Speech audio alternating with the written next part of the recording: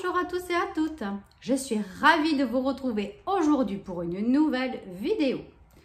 Alors, bienvenue à tous et à toutes, bienvenue à tous les nouveaux abonnés, je vous remercie énormément. Donc l'objectif est 1500 abonnés d'ici la fin août pour la rentrée. On peut le faire, il ne manque pas beaucoup, donc n'hésitez pas, abonnez-vous, c'est facile, c'est gratuit et moi ça me fait plaisir.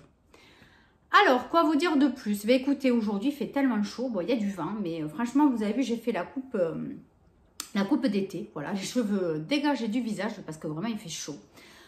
Donc, comme ça va être une vidéo assez, peut-être pas longue, mais bon, assez descriptive, hein, voilà, je voulais être à l'aise. Hein. Alors, donc, on y va. Donc, toujours dans ce décor, hein, vous voyez, hein, on a un petit peu la vue sur mes petits accessoires du moment. Hein. Voilà, ça change un petit peu. Alors, donc aujourd'hui, on va parler livres, donc on va parler achat livres. Donc, la plupart, je les ai trouvés donc, sur Vinted. Et je crois qu'il y en a un ou deux, enfin peut-être deux ou trois même, que j'ai acheté chez Cultura. Voilà. Et ensuite, donc, j'en ai d'autres qui sont des e-books, mais ce sont des services presse. Et d'autres que j'ai achetés aussi en téléchargement. Voilà, donc vous en avez sur la Fnac, sur Amazon. Enfin, vous avez tout un tas d'endroits pour télécharger des e-books. Alors, donc là, on va parler surtout donc, des livres papier. Et je vais vous parler très rapidement des services presse que j'ai eu en e-book. Hein, voilà. Il y en a un notamment que je vais finir aujourd'hui. Et j'en ai encore deux autres à terminer. Et j'en ai encore pas mal d'autres pour les accords, en attente d'accord. Mais tant que j'ai, voilà, je ne peux pas en avoir plus de 3 en même temps. Voilà, donc je me suis inscrite sur un site, je vous en parlerai donc tout à l'heure. Allez, donc on va commencer, écoutez, par le premier qui est là. Donc c'est un livre de Donna Tartt, Le Maître des Illusions, chez Pocket. Donc ce livre, j'en avais entendu une revue. D'ailleurs, il y avait un petit mot à l'intérieur. C'est la fiche Vinted, bon, c'est pas grave. Ouais, j'en avais vu une chronique lecture, alors je ne sais plus du tout sur quelle chaîne livresque c'était, je ne me souviens pas, parce que j'en regarde tellement que bon, je ne me souviens pas. Donc je sais que j'avais accroché. Alors, donc ce livre parle de Richard. Alors, fuyant sa Californie natale, bourse en poche, Richard doit son entrée à l'université de Hampton, dans le Vermont, à son opportunisme, bien plus qu'à son talent. Prêt à tout pour arriver haut et vite, le voilà introduit dans la classe du professeur Julian, voué à l'étude des anciens, grecs et latins. Bastion de savoir et de snobisme, la petite communauté vit en vase clos avec 2 mots d'ordre, discipline et secret. Très vite, Richard devine sous le vernis des apparences une tache indélébile, du rouge le plus sombre. Tout ici n'est que vice, secret, trahison, manipulation. Alors, donc, ouais, ça parle donc d'une université. Donc, je pense que ça doit être lié à des rites de passage, voilà, des choses qui se font entre étudiants.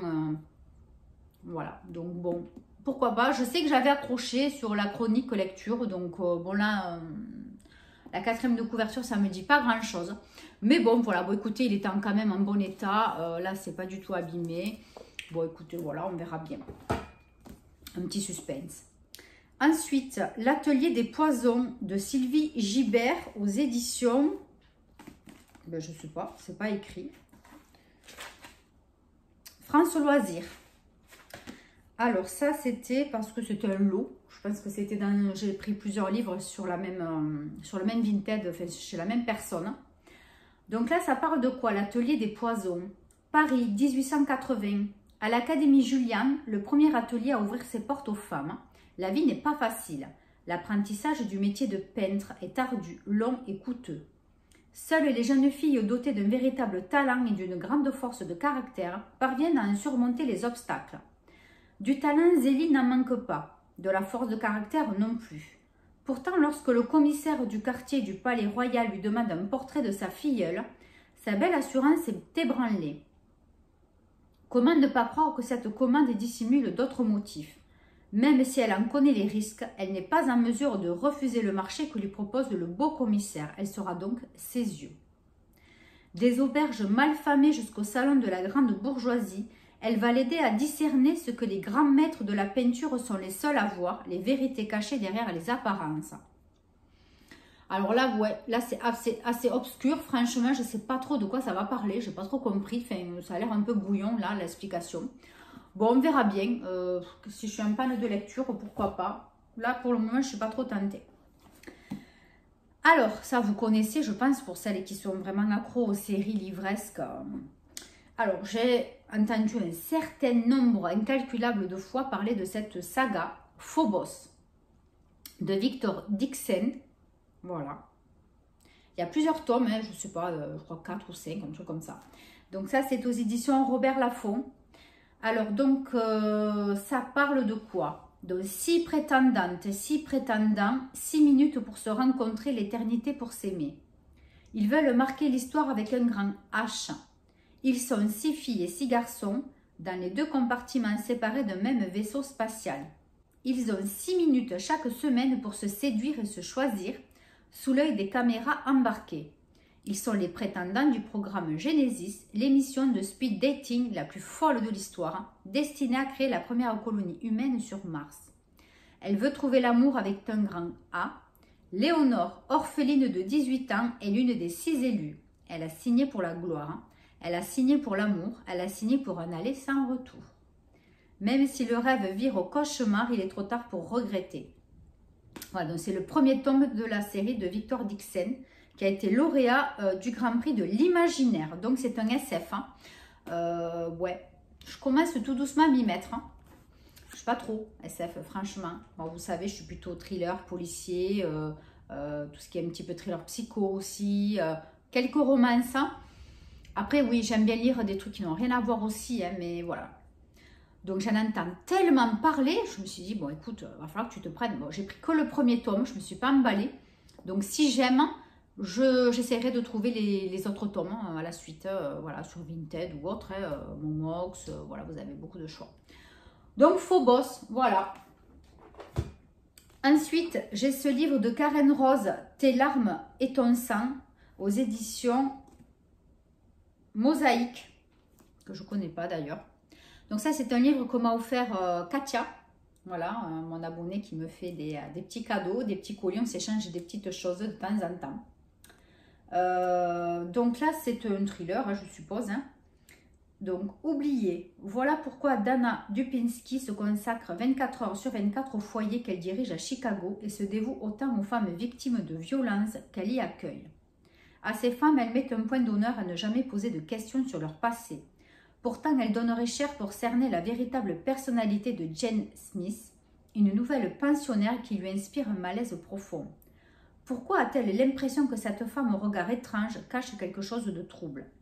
Et pourquoi Eric, son fils de 12 ans, est-il si léthargique et si absent? Sa sombre intuition va se confirmer tragiquement. Quelques jours seulement après son arrivée, Jane prend la fuite avec l'enfant. Horrifiée, Dana apprend alors que sa pensionnaire est en réalité une dangereuse psychopathe, tout juste sortie de prison, et qu'Eric n'est pas son fils. Elle l'a enlevé. Pour le retrouver, Dana n'a pas le choix. Elle doit affronter Jane et sa folie meurtrière. Affronter aussi les terrifiants souvenirs ressurgis dans son sillage. Un combat rendu plus périlleux encore par la troublante et perturbante présence à ses côtés d'Ethan Buchanan, le parrain du garçon, lui aussi prêt à tout pour sortir ce dernier des griffes de Jane. Voilà, donc écoutez, une petite course-poursuite, pourquoi pas. Ça a l'air d'être un bon petit pavé de 480 pages. Voilà, bon écoutez, un petit policier, une petite intrigue là, pourquoi pas. Ensuite, j'ai retrouvé dans mes livres, celui-ci, je l'avais complètement occulté, mais il n'était pas du tout dans ma palle, hein, il était vraiment rangé dans les livres vide-grenier, tout ça. Mais je ne l'ai jamais lu, donc je l'ai ressorti. C'est de chez Albin Michel, Bernard Weber, Le souffle des dieux. Voilà, donc par contre, c'est un gros pavé que je lirai que cet hiver. Voilà, celui-ci, ça ne sera pas pour tout de suite. Donc la 4e de couverture est très simple. Et vous, à la place de Dieu, comment referiez-vous l'histoire? Donc ça promet, ça va être vraiment une grosse... Ça promet, hein, je pense qu'il va y avoir pas mal de questions. Je ne sais pas si je vais bien accrocher. Des fois c'est compliqué, Bernard Weber. Ça dépend. Bon écoutez, donc c'est un gros pavé hein, de 500 pages, on verra bien. Mais je me le garde plutôt pour cet hiver, celui-ci. Ensuite, donc chez Cultura, Donc vous aviez 2 poches achetées, le 3e offert. Donc j'ai pris de Madeline Miller aux éditions Pocket Circé. Alors ça aussi, j'en ai entendu quelques chroniques. Voilà, beaucoup de bien. Donc c'est romantique, hein, c'est une romance à l'ancienne. Alors, donc c'est fruit des amours d'un dieu et d'une mortelle. Circé, la nymphe, grandit parmi les divinités de l'Olympe. Mais son caractère détonne. On l'a dit sorcière parce qu'elle aime changer les choses. Plus humaine que céleste parce qu'elle est sensible. En l'exilant sur une île déserte comme le fut jadis Prométhée pour avoir trop aimé les hommes, ses pères ne lui ont-ils pas plutôt rendu service? Là, l'immortelle peut choisir qui elle est. Demi-déesse, certes, mais femme avant tout, puissante, libre, amoureuse. Donc, ouais, ça, c'est, voilà, j'en ai entendu que du bien. Ça a l'air très beau. Et puis, c'est sur la mythologie en plus, donc ça, c'est vrai que j'aime bien. C'est rare quand j'en ai eu lu des livres sur la mythologie, mais c'est vrai que j'aime bien. C'est bien dommage d'ailleurs. Donc, voilà, j'ai craqué parce que je me suis dit, voilà, il est beau ce livre. Vous voyez, la couverture, elle est très, très belle.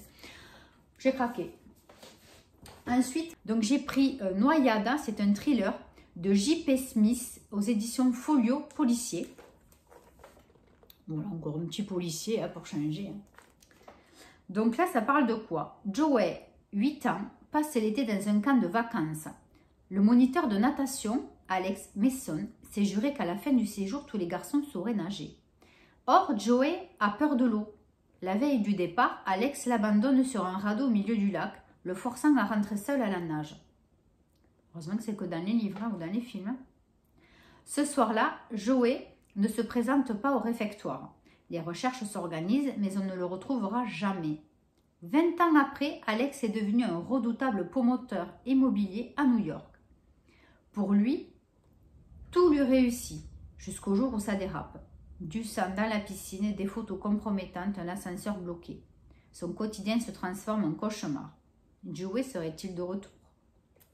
Voilà, donc un petit policier thriller, hein, je pense, ouais, d'ailleurs c'est les deux, c'est sûr et certain, à lire vite fait, bien fait. Et donc, pour le deuxième, donc pour le livre offert, hein, c'est marqué dessus, pour les reconnaître, hein, c'est Marqué à vie, une enquête de Jana Berzelius, d'Emily Shep aux éditions HarperCollins Poche. Je ne connais pas du tout non plus cet éditeur. Voilà, donc là aussi, ça avait l'air pas mal du tout. Alors, donc ça ne se passe pas du tout en France, hein, c'est en Suède. Norrköping, c'est le nom de la ville, en hiver. La procureure Jana Berzelius arrive sur la scène du meurtre d'un haut responsable de l'immigration en Suède, assassiné dans sa maison au bord de la mer Baltique. Quelques jours plus tard, le meurtrier est identifié. Il s'agit d'un enfant. Signe particulier, il présente sur la nuque une scarification énigmatique. Ce nom, gravé grossièrement à même la chair, provoque chez l'impénétrable Jana un véritable séisme intérieur.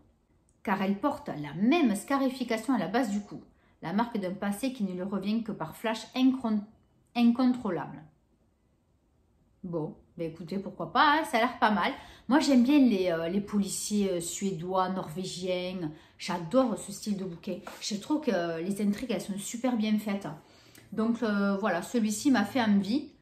C'était celui qui était offert. Après, les autres, c'était trop des... Après, chacun ses goûts, hein. Mais bon, non, c'était trop de lecture légère. Je voulais...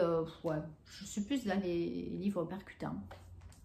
Ensuite, ça c'est ma maman qui me les a donnés. Je ne sais pas si elle les a lus, je crois. Donc c'est 2 tomes d'un auteur anonyme. Donc c'est Le cimetière du diable et L'œil de la lune. Voilà, donc vous avez 2 livres de cette personne. Donc c'est édition Le Livre de Poche. Donc Le cimetière du diable.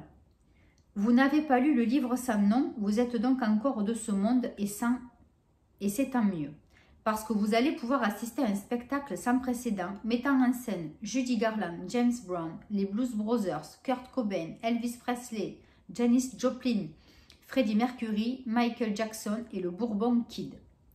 Les héros du livre sans nom se retrouvent en effet dans un hôtel perdu au milieu du désert pour assister à un concours de chant au nom prometteur, Back from the Dead. Bon, ben je sais pas. Je sais pas trop. Est-ce que ça va me plaire? Là, la question, est-ce que je vais accrocher? Déjà, la 4e de couve, pas trop. Donc, apparemment, ce sont d'anciens chanteurs, des chanteurs décédés, hein, qui vont se retrouver pour un concours de chant. Donc, le cimetière du diable, c'est pour ça qu'on voit peut-être un chanteur là. Bon, je ne sais pas si je vais aimer, on verra. Hein. Et ensuite, c'est L'œil de la lune, donc du même auteur anonyme. Et là, ça parle de quoi? Personne n'a oublié le Bourbon Kid, mystérieux tueur en série aux innombrables victimes.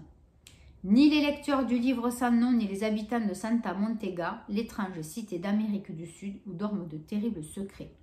Alors que la ville s'apprête à fêter Halloween, le Bourbon Kid devient la proie d'une brigade très spéciale, une proie qu'il ne faut pas rater sous peine d'une impitoyable vengeance. Si vous ajoutez à cela la disparition de la momie du musée municipal et le kidnapping d'un patient très particulier de l'hôpital psychiatrique, vous comprendrez que la nuit d'Halloween à Santa Montega risque cette année de marquer les esprits. Avec L'œil de la lune, l'auteur du livre sans nom, toujours aussi anonyme et déjanté, revient sur les lieux du crime pour un nouvel opus de cette saga survoltée et jubilatoire. Bon, donc du coup, je comprends qu'il y en a un autre, hein, parce qu'ils font que parler du... comment ça s'appelle? Allons. Le livre sans nom. Donc, ça veut dire qu'il doit y avoir 3 tomes, en fait. Faut voir qu'ils n'en parlent pas au début. Souvent, au début, vous avez... ouais. Le livre sans nom. Donc, avec le livre sans nom, c'est le premier. Ça, c'est le deuxième. Et le cimetière du diable, ça doit être le 3e. Faut voir. Pour voir. Ah ouais. Bon, mais écoutez. Peut-être pour comprendre, il faudrait que je commence par le premier, le livre sans nom. Donc, il faudrait que je trouve le livre sans nom dans les éditions, le livre de poche. Donc ça, il faut que je me le mette de côté pour le commander. Ensuite, on va passer à des achats Vinted. Donc, aux éditions J'ai lu, Vivre avec des cons de ton voisin de palier. Donc ça m'a plu. Je ne sais pas si je vais aimer, mais bon, c'est un tout petit bouquin. Hein, je crois qu'il y a 110 pages. Hein. Alors, Vivre avec des cons nous entraîne dans une folle journée à la con, consacrée à l'observation du con d'élevage dans son milieu naturel. Du voisin qui se lève aux aurores le week-end pour vérifier le bruit de sa perceuse, au con mobile, tueur de vieilles aguerries qui sévissent à vélo, en voiture, en roller, propulsés sur les trottoirs par leur Rottweiler. J'en ai un. En passant par votre conjoint ou la conne qui vous est jointe. Bref, tout le monde y trépasse. Une chose est certaine, les cons et les connes ne sévissent pas qu'au bureau. Franchement, ça avait l'air super rigolo. Donc voilà, je lui ai pris plusieurs livres à cette personne, dont celui-ci qui m'a paru vraiment sympathique et très rapide à lire. Après, j'ai pris d'Elizabeth George, La ronde des mensonges aux éditions Pocket. Voilà. Alors, Ian Creswell, neveu et héritier du richissime lord Bernard Fairclough, est retrouvé mort noyé. Envoyé en Cumbria, la région des lacs qui inspira tant d'artistes et d'écrivains pour enquêter en toute discrétion sur cette tragédie, l'inspecteur Linley va devoir se frotter aux bonnes mœurs de la haute société anglaise. Un fils drogué, repenti et sa sulfureuse femme, des sœurs jumelles instables. Avec son flair légendaire, Linley pourrait bien mettre au jour quelques secrets de famille. Mais l'inspecteur lui-même risque de faire les frais de ses révélations. Bon, mais écoutez, un petit policier british. Je ne sais pas si je vais accrocher aussi. Des fois, c'est un peu particulier. Mais bon, si c'est des éditions Pocket, je pense que je vais aimer. Je pense. Donc, c'est un petit pavé de 830 pages. Il me faudra peut-être un petit peu de courage pour ce jour-là. Ensuite, j'ai pris Post-Mortem de Jean-Jacques Rebout aux éditions Folio Policier. Celui-là aussi, je sais pas, il me semblait, il m'a plu, voilà, je sais pas, je me suis dit, ça a l'air sympa. Alors, ça parle de Simone Dubois, 54 ans, célibataire, mangeuse d'hommes et dévoreuse de vie humaine, déteste Mitterrand, les chefs, le travail à la peste, qui est en fait la poste, la plupart de ses collègues chécardes, alors ça je ne sais pas ce que ça veut dire, hein, et la race humaine en général. Quand la terreur des chèques postaux raconte sa vie à son ministre de tutelle ficelé sur une chaise en le gavant de marijuana, cela donne post-mortem un polar Brandezeng 100% PTT par un auteur qui a longtemps traîné ses guêtres aux chèques postaux. Ah voilà donc. Donc les chécardes, c'est les personnes qui s'occupaient des chèques postaux à l'époque. D'accord, d'accord. Bon, enfin, ça avait l'air assez rigolo pour une lecture estivale. Je me suis dit, ça a l'air pas mal du tout. Donc ouais, ce livre m'a bien tenté. C'est un petit livre de presque 500 pages, encore une fois, écrit assez petit. Bon, ben écoutez, pourquoi pas, mais ouais, pour cet été, ça m'avait fait envie. On verra bien. Ensuite, ce livre aussi, j'avais vu une chronique sur YouTube. Hein. Seules les bêtes de Colin Neal. C'était un roman chez Babel Noir. J'ai adoré la chronique, donc je me suis dit, il me le faut absolument. Et donc, du coup, je l'ai trouvé. Et chez cette personne, voilà, j'ai pris 4-5 livres. Voilà, je suis super contente. Alors, donc, Seules les bêtes. Ça parle donc, une femme a disparu. Sa voiture est retrouvée au départ d'un sentier de randonnée qui fait l'ascension vers le plateau, où survivent quelques fermes habitées par des hommes seuls. Alors que les gendarmes n'ont aucune piste et que l'hiver impose sa loi, plusieurs personnes se savent liées à cette disparition. Tour à tour, elles prennent la parole. Chacune a son secret, presque aussi précieux que sa propre vie. Sur le Causse, cette immense île plate où tiennent quelques naufragés, il y a bien des endroits où dissimuler une femme vivante ou morte, et plus d'une misère dans le cœur des hommes. Avec ce roman choral, Colin Neal orchestre un récit saisissant autour de la solitude qui confine à la folie. Ouais, donc ça a l'air pas mal. Et cet auteur a fait pas mal de bouquins, voilà, beaucoup de... même des séries policières, je vois. Voilà, donc j'en ai entendu du bien, énormément de bien, mais la chronique, je ne me souviens pas de cette histoire-là. Donc, bon, voilà. Il me tarde aussi de le bouquiner parce que ça m'intrigue. Ensuite, j'ai pris le bouquin Respire aux éditions Livre de Poche d'Anne-Sophie Brasme. Donc ça, je crois qu'il y a eu un film, oui, adapté au cinéma par Mélanie Laurent. J'en ai entendu du bien aussi. Bon, je me suis dit pourquoi pas, c'est un tout petit bouquin, pourquoi pas le tester. Donc ça va parler de Charlène qui est une enfant comme les autres qui vit sans trop se poser de questions. Elle prend ce qu'on lui donne et ne demande rien. Elle habite un immense appartement à Paris avec ses parents, pas très aimants ni très amoureux. Charlène souffre, elle est asthmatique, se sent incomprise, mal aimée. Avec l'entrée au collège, commencent de longs mois difficiles de solitude et d'attente. Jusqu'à l'arrivée de Sarah, brillante, magnétique. Une amitié née qui pour Charlène est un don inespéré de la vie, un émerveillement. Avant les petites déceptions, les souffrances, la passion puis le désespoir, un roman d'une vérité hallucinante écrit par une jeune fille de 17 ans. Ouais, voilà, ça m'avait frappé. Bon, je me suis dit pourquoi pas, donc il était dans sa bibliothèque à cette personne. Bon, je me suis dit tu le prends, tu verras bien. Ça va se lire assez vite, il fait même pas 200 pages. Voilà, Respire. Et puis pour finir, ce book haul mais en papier, hein, on va parler après des e-books. J'ai pris d'Anna Gavalda, Je voudrais que quelqu'un m'attende quelque part. Donc c'est sous forme de nouvelles. On m'en parle souvent. Je n'ai jamais rien lu, je crois, d'Anna Gavalda, ou alors il y a très longtemps, peut-être un seul bouquin, et je ne me souviens pas d'ailleurs. Et du coup, comme ça y était aussi dans la bibliothèque de cette personne, je me suis dit, allez, tente-toi. Puis bon, c'était pas un gros bouquin non plus, donc je me suis lancée. Déjà, le titre, j'adore. Alors, ça parle de quoi? Les personnages de ces 12 nouvelles sont pleins d'espoir futile ou de désespoir grave. Ils ne cherchent pas à changer le monde. Quoi qu'il leur arrive, ils n'ont rien à prouver. Ils ne sont pas héroïques, simplement humains. On les croise tous les jours sans leur prêter attention, sans se rendre compte de la charge d'émotions qu'ils transportent et que révèle tout à coup la plume si juste d'Anna Gavalda. En pointant sur eux ce projecteur, elle éclaire par ricochet nos propres existences. Ouais, donc en fait ça va parler de la vie de tout le monde. Donc pourquoi pas, voilà, à voir.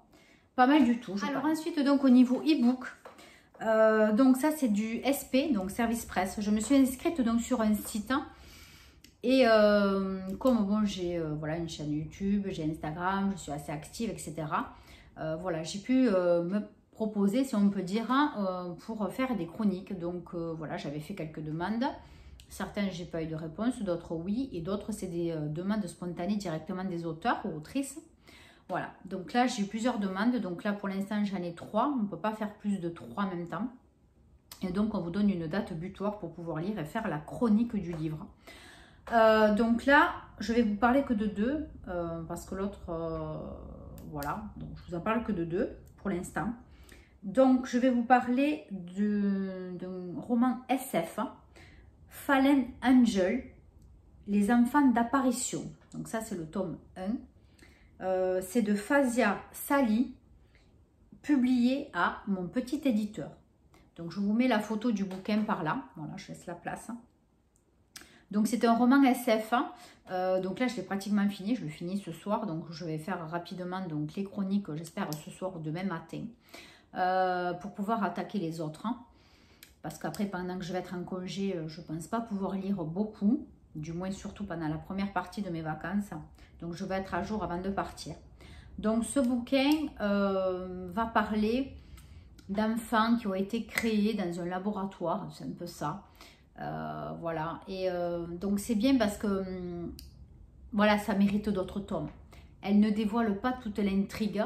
On va suivre donc une jeune fille qui s'est échappée de cet institut, si on peut dire plutôt ça, un institut. Elle s'est échappée il y a quelques années grâce à une dame qui travaillait là-bas. Donc, on va voir le début de sa vie, etc. en tant que libre personne, puisqu'elle est née carrément dans cet institut. Donc, voilà. Et donc, l'intrigue se fait très facilement, on se lit très bien aux personnages. C'est pas mal du tout. Et donc, c'est bien parce qu'elle ne dévoile pas toute l'intrigue exactement de tout ce qui s'est passé là-bas, des capacités spéciales qu'ont ces enfants, et notamment donc la jeune fille dont on suit l'histoire dans tout le livre du tome 1. Voilà, donc franchement, j'ai bien aimé, ça se lit très facilement. C'est pas un roman SF compliqué avec des trucs à droite, à gauche, pas du tout. Donc moi j'ai bien aimé, voilà, je l'ai presque fini. Donc je vous ferai une chronique évidemment bien en vidéo. Voilà, et je ferai donc des chroniques sur les sites dédiés. Voilà, donc moi j'ai bien aimé. Ensuite, là c'est carrément une autrice qui m'a contactée directement parce que c'est pas du tout mon style de bouquin. Alors en fait ça parle de Sophie. Sophie qui est l'autrice du livre. Pour me guérir, elle devait mourir. Donc Sophie Waxine, j'espère que je le dis bien. Aux éditions Librinova. Donc ça parle de la vie après la mort. En fait ça parle de Sophie. Sophie parle de sa vie personnelle. Sophie est atteinte d'une maladie neurologique, donc elle est paralysée des membres inférieurs, il me semble. Et elle va parler de la fin de vie de sa mère et de la vie après la mort. Donc c'est un roman très particulier, puisque bon, c'est une biographie en fait. Elle raconte sa vie, son histoire. Ça, voilà, moi tout ce qui est normalement lié à ce genre de choses, sa fin de vie, j'ai vécu certaines choses et c'est très très dur quand on le vit. Quelqu'un de proche en plus, la fin de vie c'est très dur. Voilà, c'est pas un sujet sur lequel j'ai envie de me repencher. Mais vu que c'est elle qui m'a contactée directement et ça m'a touchée, Donc, ouais, donc oui, je lui ai accordé, donc oui, j'ai accepté sa demande. Et je vais lire ce livre, j'espère pas le prendre personnellement, hein, vous voyez ce que je veux dire. Mais ça, je pense que ça va être une belle leçon de vie. Voilà, parce que cette personne, elle a 4 enfants, un mari, elle a une vie comme tout le monde, hein, voilà. Donc, ça va être, je pense, un roman assez dur, mais ça va être beau en émotion, je pense. Voilà, donc, en e-book, voilà, j'ai ça. Ensuite, on va parler d'un tout autre registre. On va revenir dans la mythologie. Alors, je ne sais pas si vous avez un petit peu suivi les dernières sorties livresques, mais vous avez Hadès et Perséphone. Il y a le tome 3 qui vient de sortir. Et vu la couverture du livre, je me suis dit, mais c'est trop beau, trop beau. Donc, en regardant les chroniques livresques, encore une fois, une de jeunes filles que je suis, donc, parlait de Hadès et Perséphone. Donc, c'est l'histoire de la mythologie grecque, de leur amour, mais qui a été un petit peu revisitée. Et ça m'a beaucoup tenté. Donc, j'ai téléchargé le premier, le deuxième et le troisième. Voilà. Donc, je les ai en e-book. Parce que bon, comme là, ça vient de sortir, je ne peux pas mettre tout le temps 25 € dans un bouquin. C'est pas possible. Donc, voilà, je les ai pris en e-book. C'est vrai qu'après, ben, voilà, j'ai du stock en e-book. Mais bon, c'est pas grave. Ça prend moins de place qu'en papier. Voilà. Donc, j'espère accrocher. Je vous dirai ça. Ben, écoutez, très très bientôt. Allez, donc on continue donc sur les SP. Donc j'ai La Rose des Sables de Patricia Lasseur.